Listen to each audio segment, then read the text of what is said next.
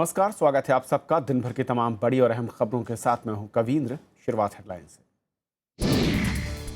RBI के 17,000 कर्मचारियों के सामूहिक अवकाश से चरमराई बैंकिंग सेवाएं। केंद्र के दखल का विरोध, पेंशन में सुधार की मांग। उत्तर प्रदेश के 50 जिलों में सूखा, किसानों से राजस्व और कर्ज वसूली पर यूपी सरकार ने लगाई रोक। राहत के लिए एक्शन प्लान बनाने में जुटे जिले के आला अधिकारी। विदेशी नागरिकता के मुद्दे पर राहुल गांधी का पलटवार। इंदिरा गांधी की जयंती पर कहा, मुझे प्रधानमंत्री का डर नहीं, सबूत हो तो जेल में डाल दें। बीजेपी का कांग्रेस पर सांप्रदायिक ध्रुवीकरण का आरोप। बुधवार के झटके के बाद संभला शेयर बाजार। सेंसेक्स में 359 अंकों का उछाल, निफ्टी में 111 अंकों की मजबूती। निर्यात पर 3% ब्याज सब्सिडी की घोषणा का। और मुठभेड़ में मारा गया पेरिस हमले का मास्टरमाइंड अबाउट फ्रांस ने की पुष्टि। प्रधानमंत्री इमैनुअल वॉल्स ने जताई देश पर जैविक और रासायनिक हमले की आशंका।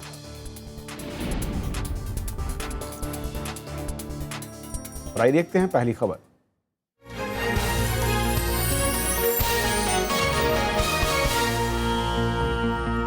उत्तर प्रदेश इस साल भीषण सूखे की चपेट में है। राज्य सरकार ने 75 जिलों में से 50 को सूखाग्रस्त घोषित कर दिया है और किसानों को राहत देने के लिए राजस्व और कर्ज की वसूली पर रोक लगा दी है।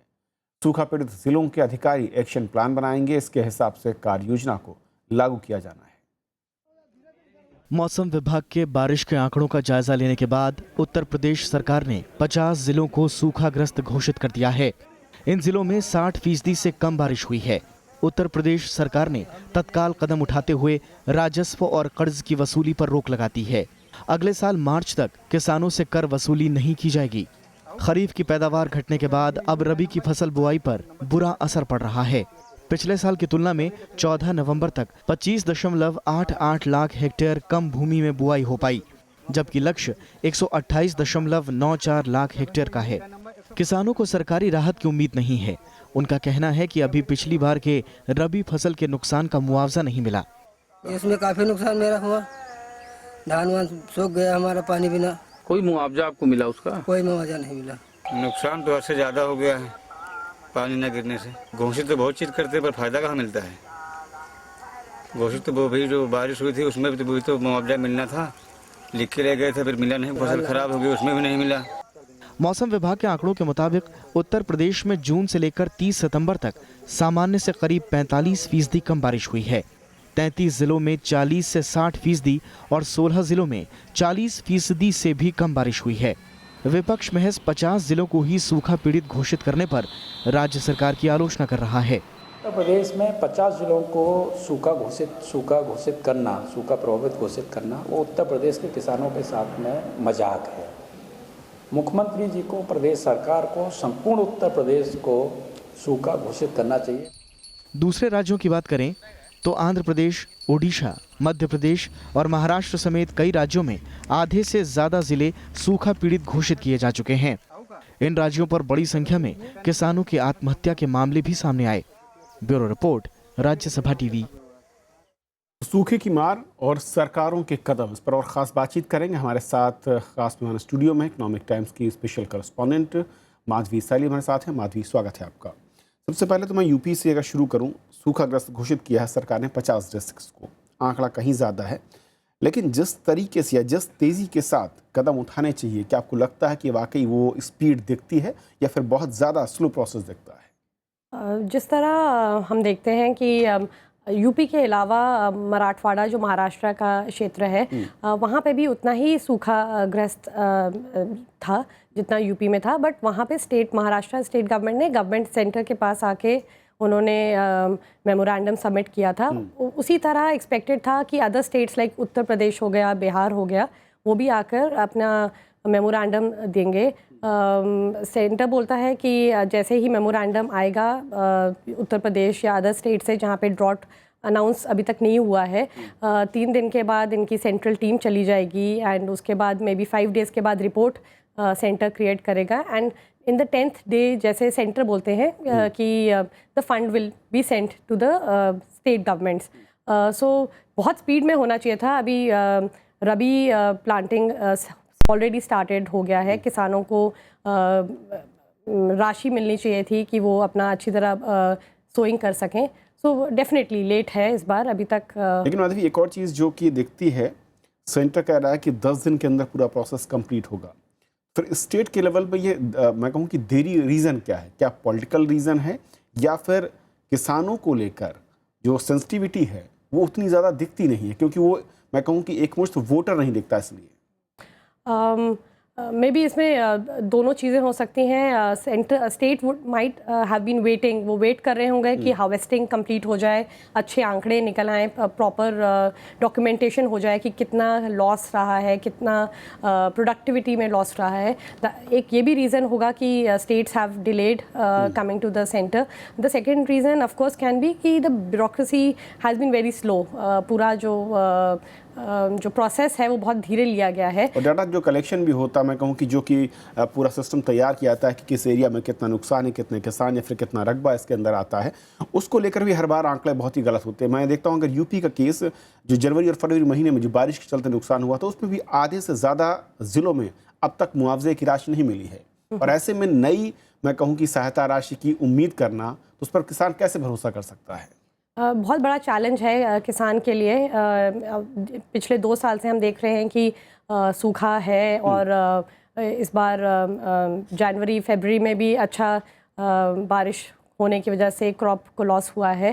तो ऑफ कोर्स किसान बहुत ही मुश्किल की स्थिति में है और किसी भी स्टेट गवर्नमेंट को बहुत ही फास्ट स्टेप्स, बहुत ही तेज़ी में इशू को लेके इसको सॉल्व करना चाहिए, because cost of production increase हो जाएगा। सब कुछ मतलब रिटर्न्स इतने अच्छे नहीं मिल रहे हैं इस साल किसानों को। तो और एक तरफ केंद्र कहता है कि हमने मुआवजे की राशि सभी स्टेट्स को पहले ही भेज दी है। जो अगर मैं कहूँ पिछले मुआवजे की बात, जब बारिश के चलते नुकसान हुआ था, कई राज्य हैं और मैं कहूँ कि यूपी में ही अगर मैं बात करूँ, कई ज़िले हैं जहाँ पर वहाँ के डिस्ट्रिक्ट एडमिनिस्ट्रेटर ने ये कहा किसानों को कि अब तक हमारे पास पैसा नहीं आया है, हमारा अकाउंट खाली है, इसलिए आपको मुआवजा नहीं मिलेगा। अब सवाल ये कि सेंटर की बात पर भरोसा करें कि पैसा जा चुका है, या फिर स्टेट में जो अधिकारी हैं वो कहते हैं कि पैसे की कमी है? ये भी बहुत ही डिफ़िकल्ट सिनेरियो है, बिकॉज आई थिंक इसके लिए फैक्ट्स लाने ज़रूरी हैं फॉर बोथ स्टेट गवर्नमेंट की। ये फैक्ट्स हैं, ये तथ्य हैं कि हमारे पास बिल्कुल फ़ंड नहीं आया है, and for the center to respond back, because center तो हमेशा यही कहती है हमने फ़ंड भेज दिए हैं, अब क्या हो रहा है वहाँ पे स्टेट में वो देखना पड़ेगा। और क्या फ़ंड भेजने को लेकर भी एक ये कहा जाता है कि जो सेंटर में जिस पार्टी की सरकार होती है, अगर स्टेट में उसी पार्टी की, तो ना तो फंड की कमी होती है और टाइमिंग भी ठीक होती है। क्या वाकई ऐसा है, या फिर सभी स्टेट्स को आप देखते हैं कि लगभग बराबर तरीके से शायद वितरण होता है? आई थिंक इक्वल वे में डिस्ट्रीब्यूशन होता है। अगर हम देखें इस बार भी जो अभी कर्नाटका, छत्तीसगढ़, मध्य प्रदेश, महाराष्ट्र जिन लोगों ने मेमोरेंडम्स भेजे हैं, तो पूरा ही प्रोसेस में उनका वहाँ पे सेंटर ने टीम्स भेजी हैं, एंड ऐसा कोई differentiation between center and state नहीं होना चाहिए जितना बोला जाता है by all political parties. But ultimately it is a farmer जो बिल्कुल लॉस में है, जिसको कुछ समझ नहीं आता है कि मैं क्या करूँ, वो लोन्स के दबाव में और झुक जाता है।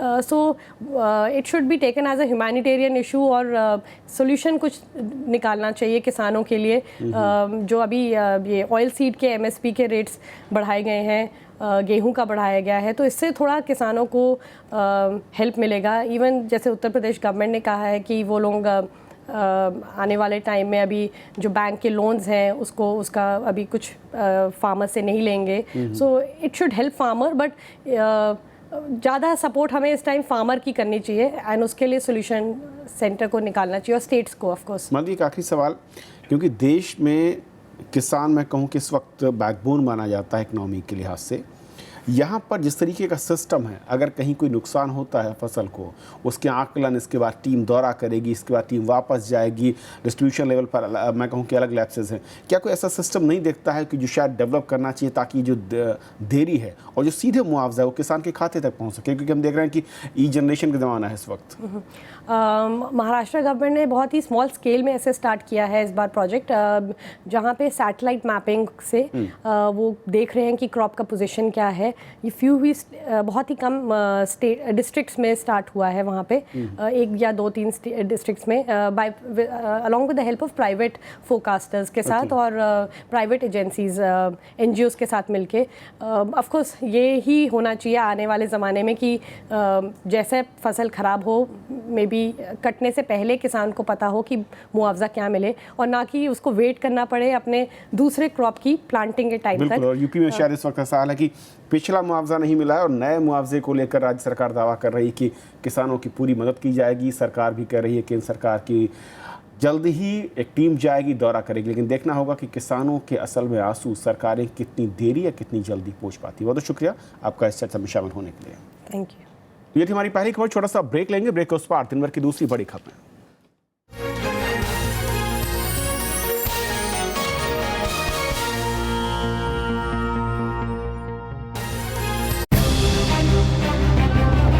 मंजूर हुआ जन लोकपाल बिल, आखिरकार जागी दिल्ली सरकार।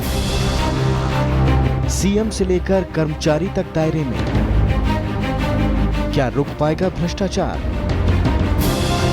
देखिए विशेष दिल्ली का लोकपाल आज शाम 7:30 बजे।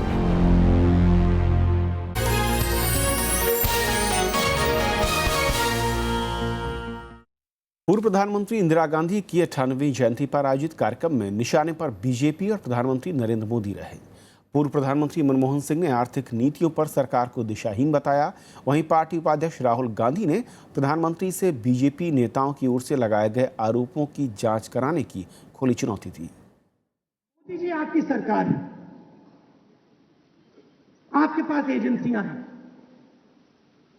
अब ले इन एजेंसियों को, मेरे ऊपर इन्वेस्टिगेशन करो और 6 महीने के अंदर अगर आपको कुछ मिले मुझे बंद करो।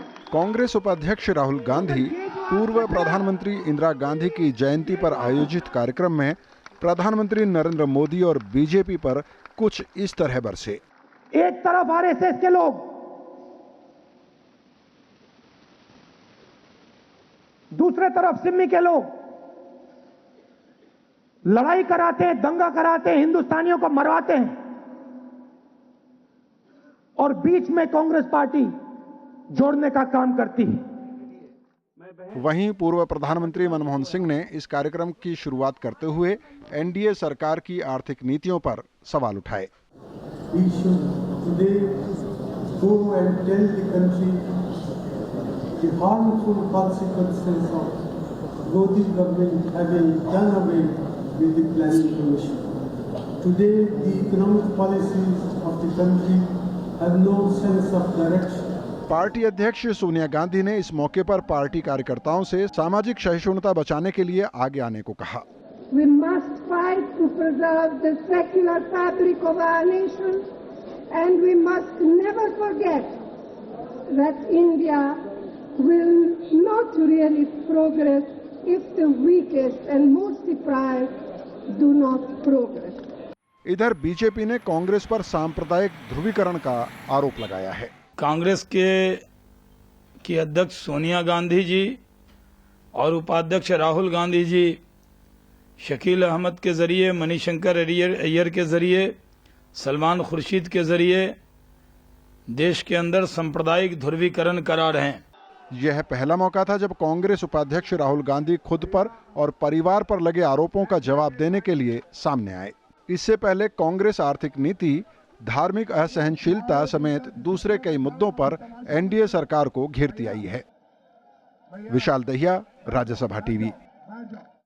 प्रधानमंत्री नरेंद्र मोदी ने आज दिल्ली के डीआरडीओ भवन में 2013 बैच के 169 आईएएस अधिकारियों से मुलाकात की। इस दौरान उन्होंने अधिकारियों को ईमानदारी की नसीहत देते हुए किसानों और गरीबों के बीच काम करने को कहा।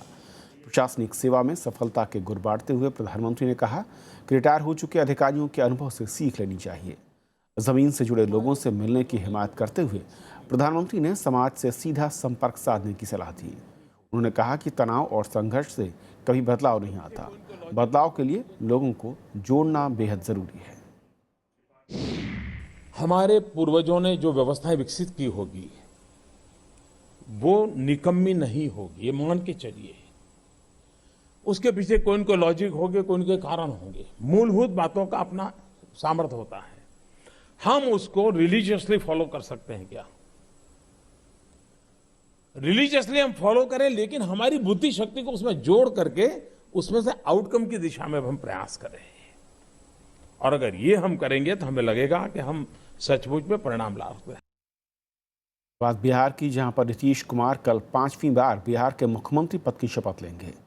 समारोह में केंद्रीय मंत्री एम वेंकैया नायडू, कांग्रेस उपाध्यक्ष राहुल गांधी और 9 राज्यों के मुख्यमंत्री समेत कई जानी मानी हस्तियां शामिल होंगी।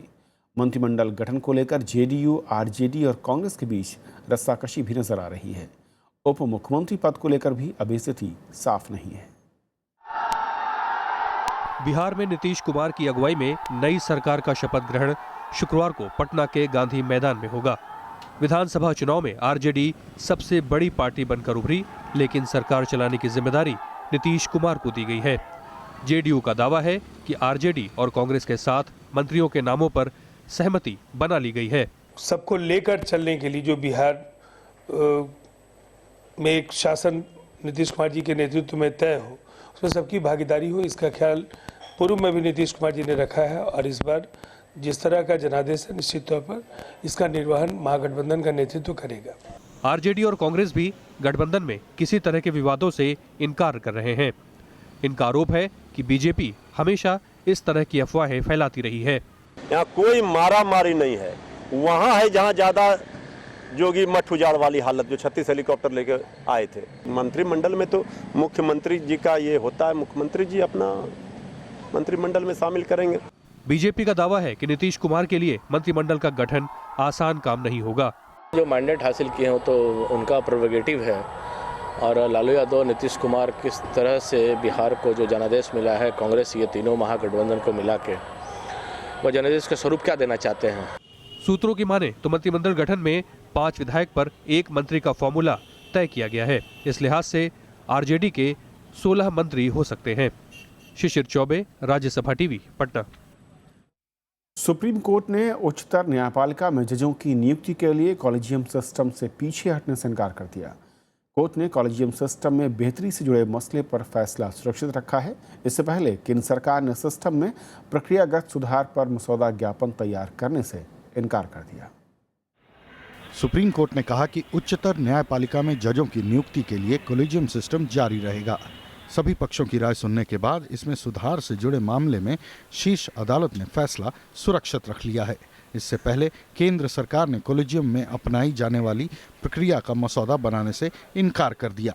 सजेशन आया कि भाई कोई भी चीज़ अगर एमओपी गवर्नमेंट देती है और सुप्रीम कोर्ट अपने जजमेंट में रेफर करती है तो वो जुडिशियल जजमेंट का पार्ट बन जाता है। तो कई जगह से ये ऐसा सजेशन आया कि नहीं, इसको अलग रखा जाए, जो भी किया जाए वो कॉलेजियम अपना सिस्टम अपने आप ही इवोल्व करे, ताकि जुडिशरी की इंडिपेंडेंस पे इंटरफेरेंस ना हो।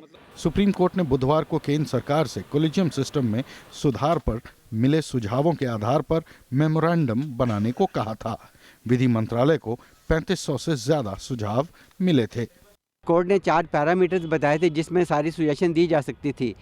सबसे पहले कोर्ट ने जो सुजेशन के लिए 4 पैरामीटर दिए थे, एक तो था ट्रांसपेरेंसी, दूसरा था एलिजिबिलिटी, तीसरा था सेक्रेटेरिएट और चौथा था ऑब्जेक्शन। केंद्र सरकार ने कॉलेजियम सिस्टम को खत्म करते हुए बीते साल राष्ट्रीय न्यायिक नियुक्ति आयोग अधिनियम कानून संसद से पारित कराया था, लेकिन बीते महीने सुप्रीम कोर्ट ने इसे रद्द कर दिया था। शीर्ष अदालत ने कॉलेजियम सिस्टम को बेहतर करने के लिए देश की जनता से सुझाव मांगे थे। जजों की नियुक्ति की प्रक्रिया का मसौदा तैयार करने के केंद्र सरकार के इनकार के बाद अब सुप्रीम कोर्ट को यह तय करना है कि आने वाले वक्त में देश में उच्च न्यायपालिका में न्यायाधीशों की नियुक्ति की प्रक्रिया और नियमावली क्या होगी। उम्मीद है कि जल्द ही ये नियमावली सामने आएगी और खाली पड़े तमाम पदों को भर दिया जाएगा, जिसके बाद न्याय का पहिया तेज गति से चलेगा और तमाम भारतीय लोगों को सुलभ और शीघ्र न्याय मिल पाएगा। कैमरामैन शिवम के साथ दिल्ली से रविंद्र सिंह शोराण, राज्यसभा टीवी।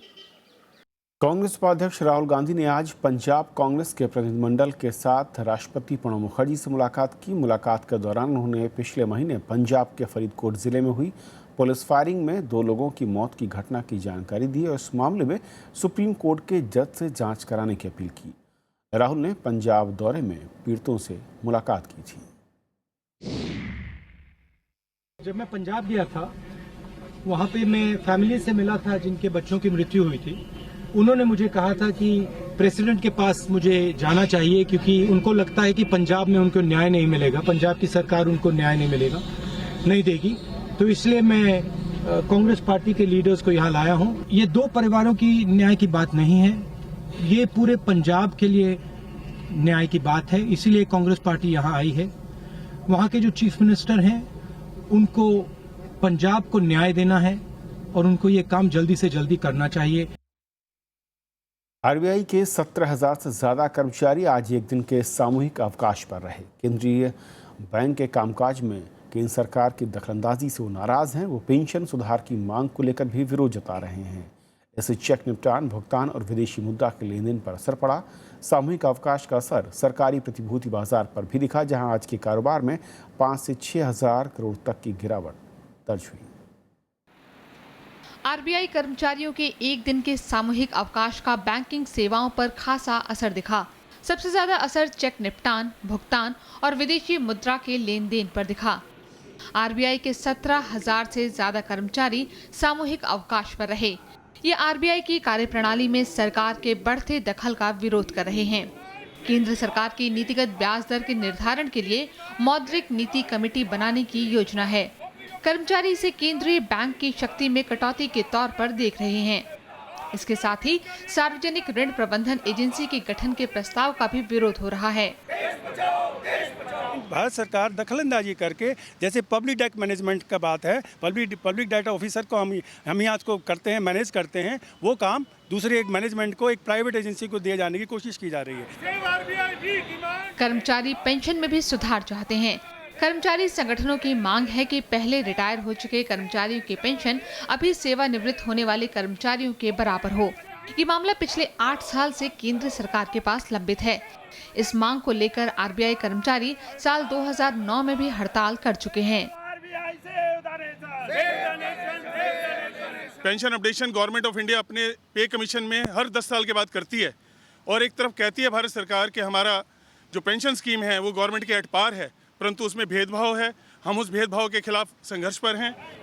विपक्षी दलों ने भी केंद्र सरकार पर आरबीआई के अधिकारों में कटौती का आरोप लगाया है। हालांकि बीजेपी ने इन आरोपों को निराधार करार दिया है। I appeal to the government not to do anything in hurry, consult the unions, consult the Reserve Bank management, and let us see what can be done. And finally, Parliament.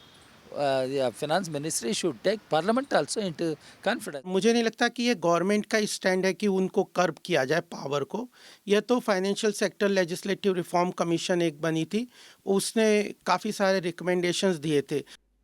RBI governor, 4 deputy governor और 11 कार्यकारी निदेशक इस विरोध में शामिल नहीं हैं। ये सारे आरबीआई के किसी भी संघ का हिस्सा नहीं होते।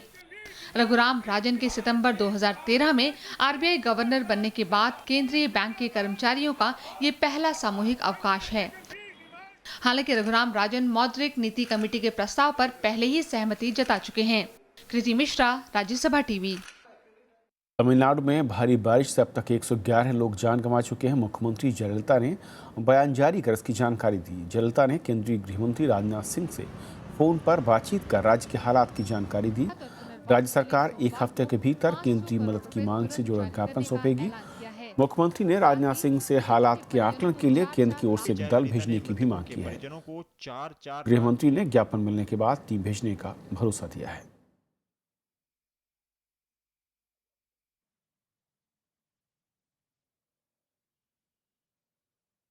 शेयर बाजार में आज तेजी का रुख दिखा। अच्छे अंतर्राष्ट्रीय संकेतों ने घरेलू बाजारों में उछाल लाने का काम किया। तेजी के इस बयार में सेंसेक्स और निफ्टी करीब 1.5% तक बढ़त के साथ बंद हुए। 30 शेयरों वाला सेंसेक्स 359 अंक बढ़कर 25,842 पर बंद हुआ। वहीं निफ्टी 111 अंक की मजबूती के साथ 7,843 पर बंद हुआ। बुधवार को केंद्र सरकार ने निर्यातकों के लिए 3% ब्याज सब्सिडी योजना की घोषणा की थी और इसका असर भी घरेलू बाजारों पर दिखा।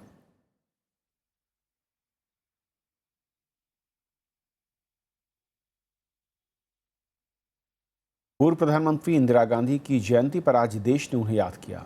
उनकी समाधि शक्ति स्थल पर राष्ट्रपति, उपराष्ट्रपति, पूर्व प्रधानमंत्री मनमोहन सिंह और कांग्रेस अध्यक्ष सोनिया गांधी समेत कई नेताओं ने श्रद्धा सुमन अर्पित किए।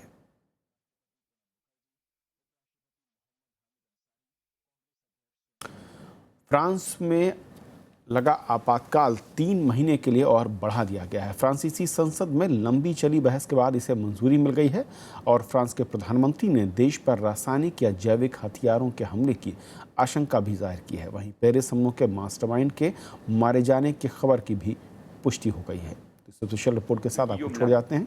अभी बस इतना ही। फ्रांस के प्रधानमंत्री ने देश को आतंकी खतरे से एक बार फिर आगाह किया। प्रधानमंत्री मैनुअल वॉल्स ने कहा कि आतंकी संगठन देश पर रासायनिक या जैविक हथियारों से हमला कर सकते हैं। फ्रांस में इमरजेंसी को 3 महीने तक बढ़ाने के लिए संसद में चर्चा के दौरान उन्होंने ये बात कही। Ce qui est nouveau, ce sont les modes opératoires. Les façons de frapper, de tuer évoluent sans cesse. L'imagination macabre des donneurs d'ordre est sans limite. Manual walls ने यूरोपीय देशों से सुरक्षा के लिए एयरलाइन के यात्रियों से सूचनाएं साझा करने की भी बात कही। वहीं पेरिस हमलों के मास्टरमाइंड अब्दुल हमीद अबाउद के मारे जाने की पुष्टि कर दी गई है। पेरिस हादसे के शिकार लोगों की याद अब भी लोगों के दिलों में जिंदा है। They do not represent any Islam. They are the heart of evil. They are no Muslim. They are enemies of Islam. इधर फिलीपींस की राजधानी मनीला में चल रहे एपेक सम्मेलन में पेरिस आतंकी हमले का मुद्दा छाया रहा। सम्मेलन में शामिल होने मनीला पहुंचे अमेरिकी राष्ट्रपति बराक ओबामा ने कहा कि सीरिया में गृह युद्ध खत्म करने के लिए बशर अल असद को पद से हटाना ही होगा। The bottom line is, I do not foresee a situation in which we can end the civil war in Syria while Assad remains in power. And by the way, that's not a matter of my decision making. इधर Syria में IS ठिकानों को निशाना बनाकर France, रूस और गठबंधन सेनाओं की बमबारी जारी है। रूस और गठबंधन सेना के बीच सूचनाओं का आदान प्रदान भी हो रहा है। आईएस से लड़ने के लिए फ्रांस ने सबसे बड़े वॉरशिप शार्ल द गॉल को उतारा है। शार्ल द गॉल फ्रांस की नौसेना के सबसे आधुनिक जहाजों में से है। Bureau report, Rajya Sabha TV.